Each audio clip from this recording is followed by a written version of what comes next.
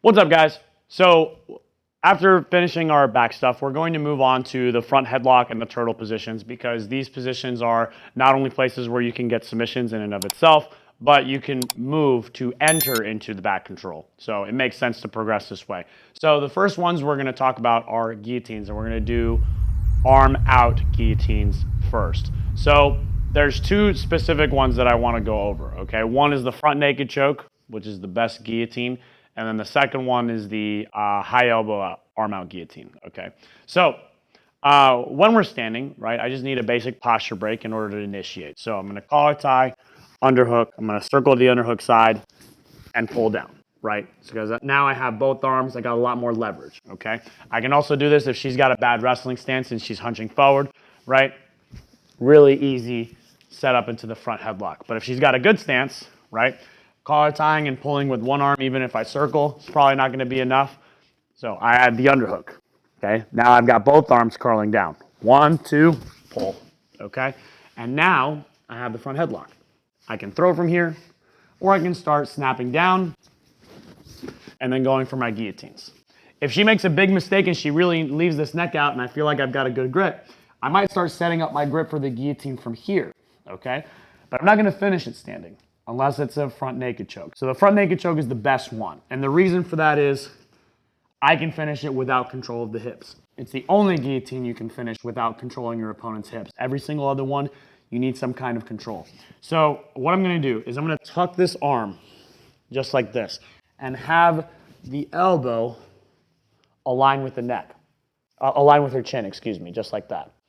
My secondary hand here is going to punch in front of her shoulder, not behind. It's got to punch in front of her shoulder. I'm going to get it behind her neck here. I'm going to grab just like this.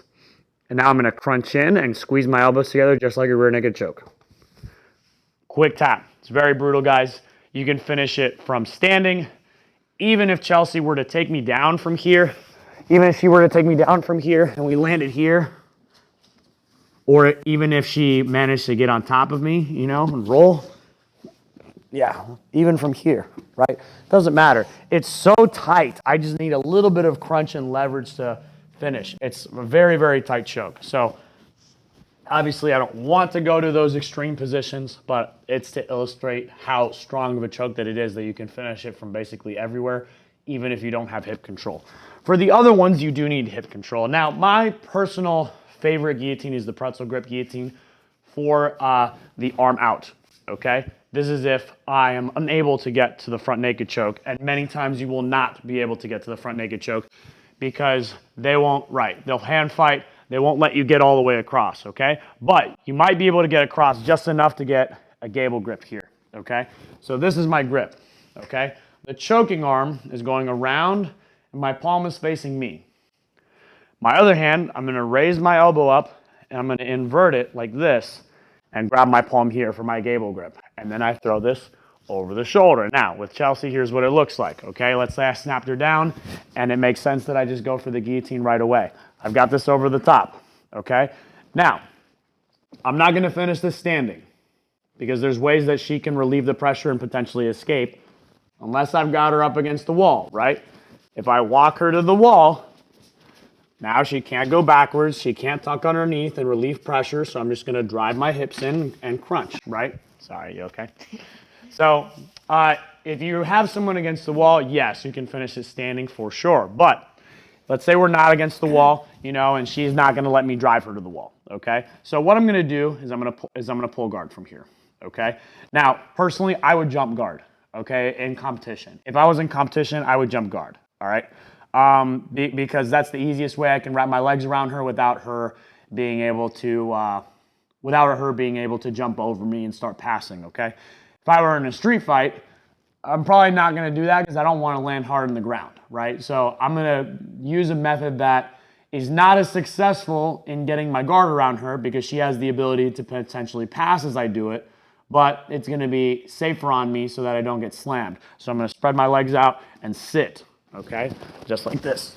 Now I pull guard, and because I have a high elbow grip, this is a very easy finish. I'm just going to bring my wrist to my face and crunch my elbow down to my hip, just like that, okay? It's It's very, very tight. Doesn't take a lot of pressure. Okay. Now, I'm gonna have Chelsea actually show you guys the jumping guard pull, which you should do in competition. Okay. So if she's got the pretzel grip here, right, in competition, what I want her to do is just jump and swing her legs and wrap them around me right away. And the reason you do that is because it doesn't give me a lot of time to start pressing her legs down and getting past her ability to control my hips, right? If she locks me in the closed guard, she's got my hips locked down, right? Also why mounted guillotines work, okay? Because she can be mounted on me and it's the same kind of position. She's got my hips controlled and she can crank on it, okay? Now, let's say I don't feel confident in my ability to grab the choke from standing. It's okay, I'm gonna break her down. And a lot of the times you're gonna need to break someone down, right? So I snap her down here. And now I'm gonna work my grip. So I'm gonna work this in front and Gable grip, okay? Now from here, I see a lot of people making the mistake to sit down. From this position, you should not sit down, okay? If I like load her up here and I sit, I'm giving her the ability to take this arm and wrap it around my leg so she can start passing me, right? And now guess what? I can probably sometimes still tap her if my pretzel grip is tight enough, right? But she starts hand fighting at that point. I don't have as much leverage to crank on a finish there as I do if I have her in my closed guard and she might be able to escape. So I don't want that to happen. So I don't load up, right? And loading up means this, like I step and sit, okay? What I'm going to do actually is on the choking side, I'm gonna step up, okay? And now I know that if her head is here, she's going to want to pass to this side in order to avoid my controlling of her hips and pulling her into my closed guard. So I'm going to use this leg here and I'm going to throw my other leg around her back and sit. So now she had no chance to control this leg. I got my weight up and I threw it over her. I controlled her completely and then I brought her down and crunched, okay? So I know it's a lot of details on this one, guys, but these are my favorite guillotine arm out chokes, okay? Front naked choke is the best. If you can get that, it's pretty much game over, okay? Pretzel grip guillotine, right? Palm facing you, arm over the top, gives you great control, makes it really, really hard for them to throw that arm over your shoulder, which is what they're gonna wanna do if they defend.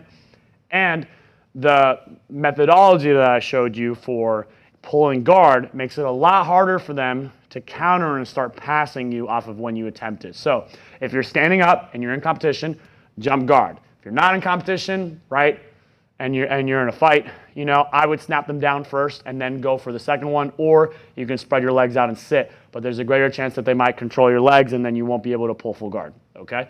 If you snap them down first and you get on top of them in the front headlock, step up and throw the leg around. Don't load and sit, okay? That's a big mistake that people make when they're trying to control the hips.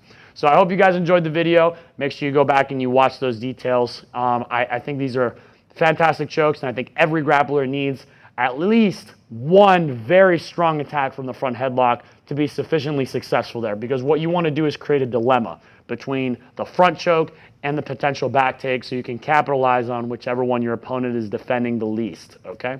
So, hope you guys liked the video. If you do like what we put out there, make sure you share our content, make sure you subscribe to the channel, make sure you click the notification bell, and we will see you guys next time.